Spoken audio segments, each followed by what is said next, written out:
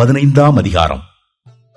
அன்றியும் பலமுள்ளவர்களாகிய நாம் நமக்கே பிரியமாய் நடவாமல் பலவீனருடைய பலவீனங்களை தாங்க வேண்டும்.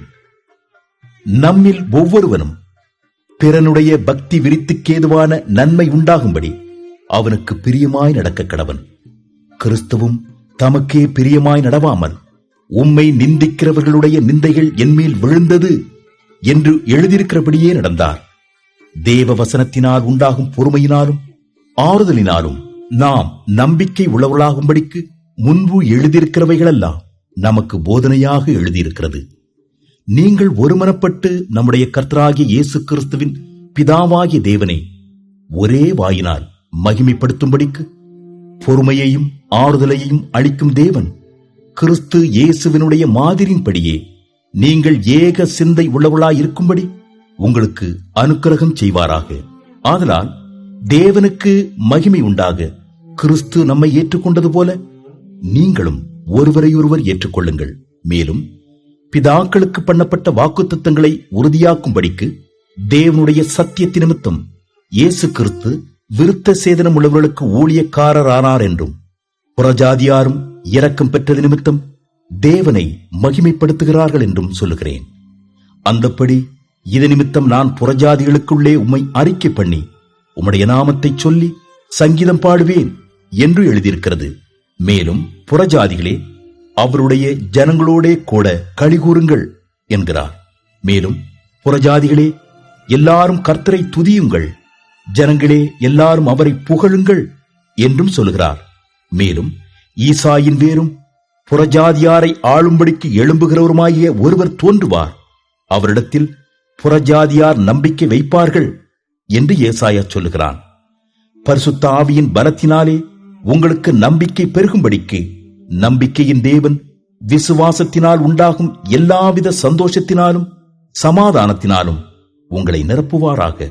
என் சகோதரரே, நீங்கள் நற்குணத்தினால் நிறைந்தவர்களும் சகல அறிவினாலும் நிரப்பப்பட்டவர்களும் ஒருவருக்கொருவர் புத்தி சொல்ல வல்லவர்களுமாயிருக்கிறீர்கள் என்று நானும் உங்களை குறித்து நிச்சயித்திருக்கிறேன்.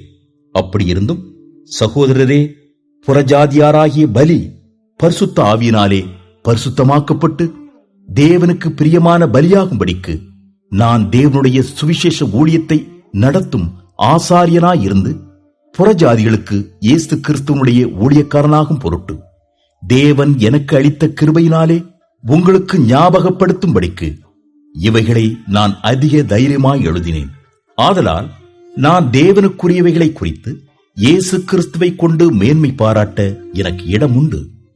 புறஜாதியாரை வார்த்தையினாலும் செய்கையினாலும் கீழ்ப்படிய பண்ணும்படிக்கு அற்புத அடையாளங்களின் பலத்தினாலும் தேவ ஆவியின் பலத்தினாலும் கிறிஸ்துவானவர் என்னை கொண்டு நடப்பித்தவைகளை சொல்வதல்லாமல் வேறொன்றையும் சொல்ல நான் துணிவதில்லை.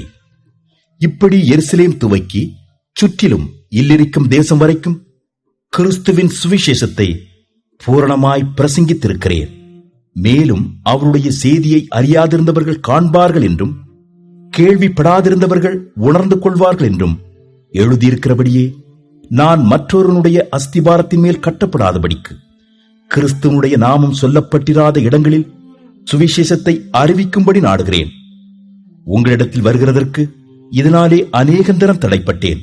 இப்பொழுது இந்த திசைகளிலே எனக்கு இடமில்லாதபடியினாலும் உங்களிடத்தில் வரும்படி அநேக வருஷமாய் எனக்கு மிகுந்த விருப்பம் உண்டாயிருக்கிறபடியினாலும் நான் ஸ்பானியா தேசத்திற்கு பிரயாணம் பண்ணுகையில் உங்களிடத்தில் வந்து உங்களை கண்டுகொள்ளவும் உங்களிடத்தில் சற்று திருப்தி அடைந்த பின்பு அவ்விடத்திற்கு உங்களால் வழிவிட்டு அனுப்பப்படவும் எனக்கு சமயம் கிடைக்கும் என்று நம்பியிருக்கிறேன்.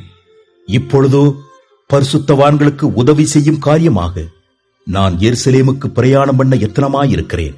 மக்கெதோனியாவிலும் அகாயாவிலும் உள்ளவர்கள் எருசலேமில் உள்ள பரிசுத்தவான்களுக்குள்ளே இருக்கிற தரித்திரருக்காக சில பொருள் சகாயம் செய்ய விருப்பம் கொண்டிருக்கிறார்கள். இப்படி செய்வது நல்லதென்று எண்ணினார்கள். இப்படி செய்கிறதற்கு அவர்கள் கடனாளிகளாயும் இருக்கிறார்கள். எப்படி என்றால், புறஜாதியார் அவர்களுடைய ஞான நன்மைகளில் பங்கு பெற்றிருக்க சரீர நன்மைகளால் அவர்களுக்கு உதவி செய்ய இவர்கள் கடனாளிகளாயிருக்கிறார்களே.